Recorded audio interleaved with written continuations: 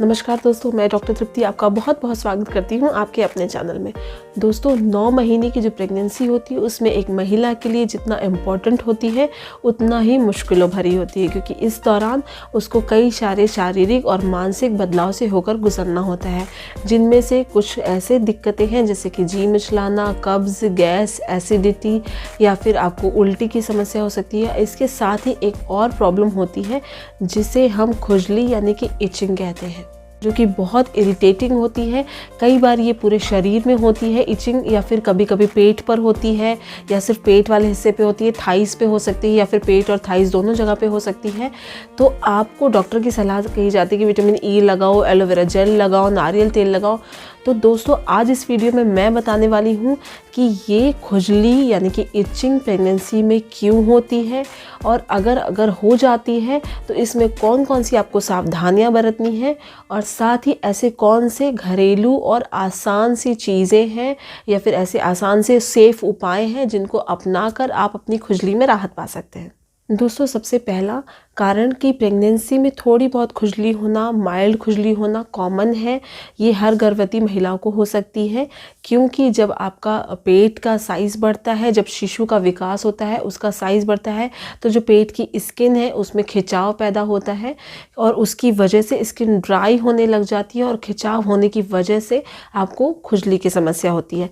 और एक कारण क्योंकि जब पेट की तरफ या स्किन की तरफ आपकी जो ब्लड सप्लाई है, खून का दौरान है, वो भी बढ़ जाता है। इस वजह से भी खुजली की शिकायत हो सकती है। इसके साथ ही दोस्तों, हार्मोनल बदलाव होते हैं प्रेगनेंसी में, जिसकी वजह से भी खुजली की शिकायत होती है। एक और सबसे इम्पॉर्टेंट कारण है दोस्तों, जिसे हम ऑब्स्ट्रेटिक कोलेस्टेसिस कहते हैं।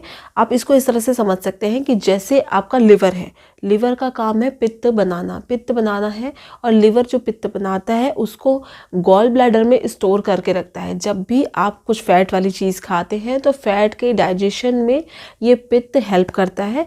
इसके लिए क्या होता है, जो पित्त स्टोर है गॉल ब्लैडर में, वो आंतों में निकल के आता है और फैट के डाइजेशन में हेल्प करता है, और आपके पॉटी वाले रास्ते के थ्रू बाहर चला जाता है। लेकिन प्रेगनेंसी में जब एस्ट्रोजन हार्मोन का लेवल बढ़ जाता है, तो जो ये गॉल ब्लैडर में स्टोर है आपका पित्त, वो आपकी आंतों में निकलकर बाहर नहीं आता, वो वहीं कलेक्ट रहता है, वहीं स्टोर रहता है, और इस वजह से हम ऑब्स्ट्रेटिक कोलेस्टेसिस कहते हैं। इसमें क्या होता है कि जो गॉल ब्लैडर में पित्त आपका स्टोर है वो आंतों में आकर पॉटी के थ्रू बाहर नहीं निकलता, बल्कि आपके जो ब्लड सप्लाई है, खून का दौरान है, उसमें फ्लो होने लगता है। इसकी वजह से शरीर में आपको खुजली महसूस होती है प्रेगनेंसी के दौरान। तो दोस्तों, ये बात हो गई ऑब्स्ट्रेटिक कोलेस्टेसिस की।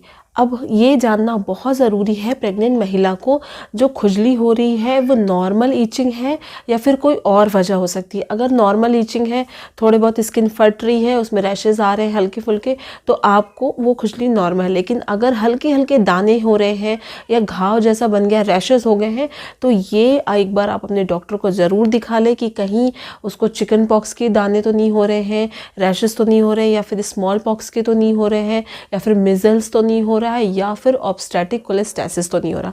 क्योंकि दोस्तों, अगर इनमें से कोई ऐसा कारण है तो ये आपके और आपके शिशु के लिए खतरा हो सकता है। अगर ऐसा कोई भी कारण आप डॉक्टर को दिखाते हैं तो वो आपको LFT यानी कि लिवर फंक्शन टेस्ट करवाते हैं।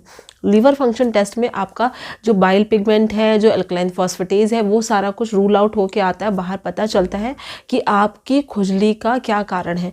अगर इस तरह की कोई दिक्कत है तो अब आप जानेंगे कि इससे आपके शिशु पर क्या क्या प्रभाव पड़ता है। अगर खुजली की समस्या है, बहुत ज़्यादा सीवियर है, तो इसका मतलब कि आपके जो शिशु है उसकी डिलीवरी समय से पहले हो सकती है। दूसरा कारण कि जो डिलीवरी के समय बच्चे का बर्थ वेट है वो कम रहता है। तीसरी वजह कि बच्चा कई बार इस वजह से पेट में ही पॉटी कर देता है, यानी कि मिकोनियम, जिसे हम मिकोनियम कहते हैं, वो कर देता है। और अगर ये मिकोनियम जो पॉटी उसने की है उसके मुंह में चली जाए तो ये उसके लिए जानलेवा हो सकती है। और अगर इचिंग की समस्या बहुत ज़्यादा जटिल है तो इससे शिशु की जान को भी खतरा रहता है।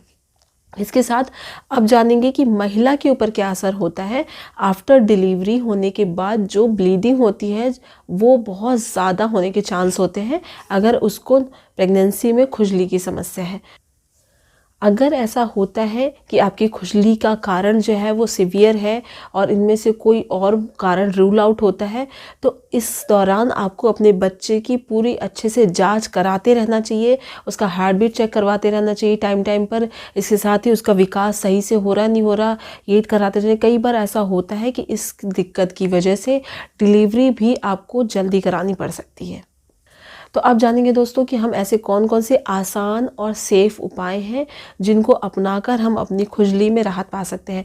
और ये वही खुजली है जो आपको बहुत ज़्यादा नहीं है, आपको किसी तरह की प्रॉब्लम की वजह से नहीं हो रहा है, नॉर्मल ईचिंग है, क्योंकि आपका जो पेट वाला एरिया है वो स्ट्रेच हो गया है, उसमें खिंचाव हो गया, उसमें ब्लड सप्लाई बढ़ गई है, आपको एस्ट्रोजन हार्मोन थोड़ा सा बढ़ गया है प्रेगनेंसी में, तो उस सब की वजह से खुजली हो रही है।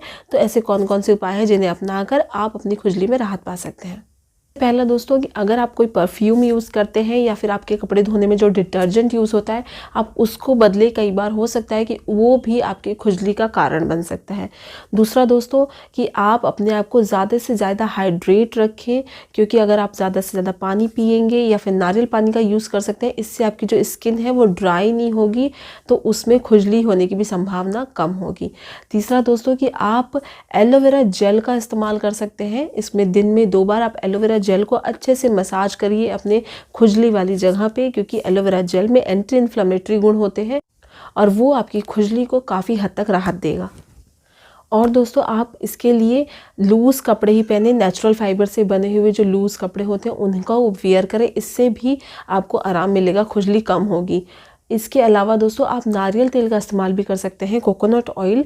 आप नहाने से पहले भी उसको अच्छे से अप्लाई करें अपने बॉडी पर जहाँ जहाँ खुजली हो रही है, और साथ ही नहाने के बाद भी जब आपकी स्किन सॉफ्ट रहती है तो उस पर नारियल तेल का अच्छे से मसाज करें, इससे भी आपको खुजली में राहत मिलेगी। इसके अलावा दोस्तों आप विटामिन ई के कैप्सूल जो आते हैं उसको भी यूज़ कर सकते हैं, उसको भी अप्लाई कर सकते हैं आप अपनी स्किन जहाँ पे खुजली हो रही है।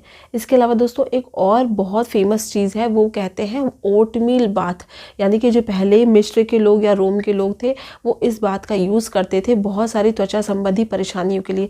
इसमें आपको क्या करना है, ओट्स मतलब कि दलिया को आपको रात भर भिगा के रखना है, फिर जब वो सॉफ्ट हो जाता है तो सुबह उसको अच्छे से पीस कर उसका पेस्ट बना लें और अपने नहाने के पानी में उसको 1 या 2 चम्मच मिक्स करें। ये बहुत अच्छा विटामिन ई का सोर्स है। ये आपके नहाने के पानी में आप इसको डालकर उससे नहाएं, इससे आपकी स्किन को मॉइस्चराइज रखेगा और आपकी त्वचा की जो खुजली है उसमें भी आराम देगा। अगर आपको हमारा वीडियो पसंद आया है तो इसे लाइक शेयर और सब्सक्राइब ज़रूर करें। अगर आप कुछ और पूछना चाहते हैं तो कमेंट सेक्शन में लिख सकते हैं। धन्यवाद।